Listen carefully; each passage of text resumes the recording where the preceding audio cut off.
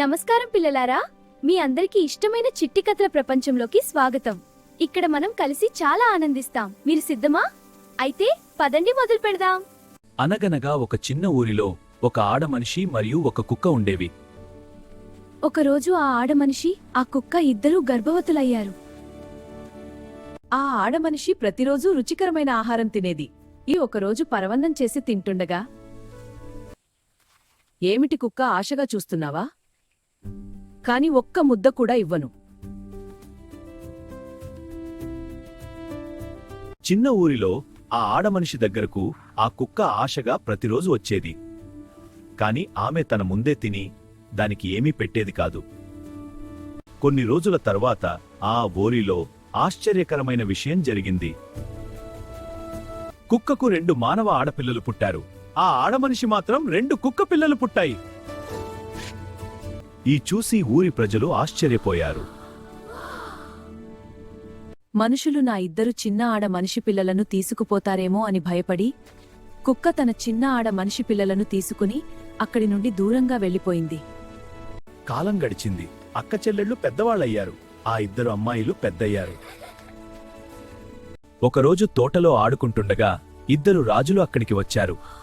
వారి అందాన్ని చూసి ఆశ్చర్యపోయి వారిని వివాహం చేసుకుని తమ కోటలకు తీసుకెళ్లారు.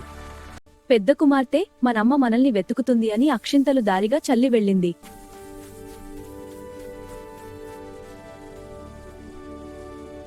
చిన్న కుమార్తె మాత్రం ఆలోచించకుండా రాజుతో వెళ్ళిపోయింది. కొన్ని రోజుల తర్వాత తల్లి కుక్క వచ్చి పిల్లలను వెతుకుతూ ఏడుస్తూ తిరిగింది. అక్షింతల దారిని అనుసరించి ఒక కోటకు చేరుకుంది. అమ్మా, నా ప్రియమైన తల్లి, రా, ఈ గొప్పచ్చిమి బిడ్డ, నా ప్రాణం, నిన్ను ఎంతగనకో.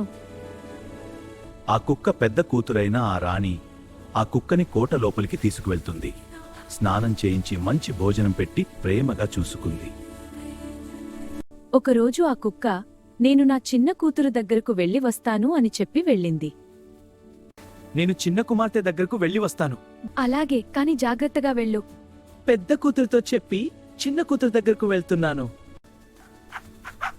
అయ్యో కుక్క, ఇది నా తల్లి అని రాజుకు తెలిస్తే నన్ను ఇక్కడ ఉండనివ్వడు.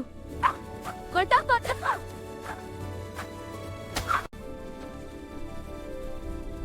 కాని ఆ చిన్న కూతురు మాత్రం తన తల్లినే కొట్టి బయటకు పంపించింది. ఆ తర్వాత ఆ కుక్క తన పెద్ద కూతురు దగ్గరకొచ్చింది. అప్పుడు ఆ పెద్ద కూతురు ఆమెను చూసి చాలా బాధపడింది. అమ్మా, ఏమైంది? ఇదిగో మందు వేస్తాను, బాధ తగ్గుతుంది. ఇప్పుడు బాగుందా? ప్రేమగా చూసుకుంటాను. నా చివరి కోరిక ఏంటంటే, నేను చనిపోయిన తర్వాత నా శరీరాన్ని పారేయకు. నన్ను ఒక పెట్టెలో పెట్టి ఇంటి పైకప్పు కట్టిపెట్టు. అమ్మా, అలాగే చేస్తాను. కొన్ని రోజుల తర్వాత కుక్క చనిపోయింది. పెద్ద కుమార్తె ఆమె చెప్పినట్టే చేసింది. ఒకరోజు రాజు పైకప్పుకు వేలాడుతున్న పెట్టెను చూసి తెరవమన్నాడు. పెట్టె తెరిచి చూడగా కుక్క శరీరం బంగారంగా మారిపోయింది. రాజు ఆశ్చర్యపోయాడు. సత్యం బయటపడుతుందని భయపడి రాణి బయటకు వెళ్ళిపోయింది.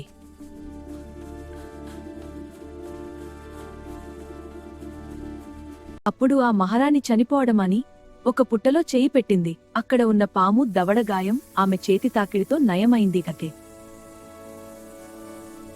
నువ్వు నాకు ఉపకారం చేశావు. నిన్ను నాగలోకానికి తీసుకెళ్తాను.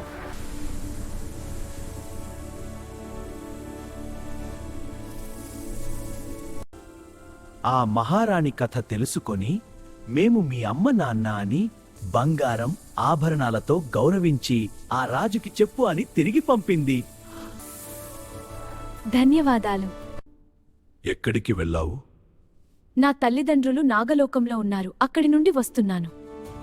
ఆ మహారాజుకు రాణి తల్లిదండ్రులు నాగలోకానికి చెందినవారని తెలుసుకున్నాడు.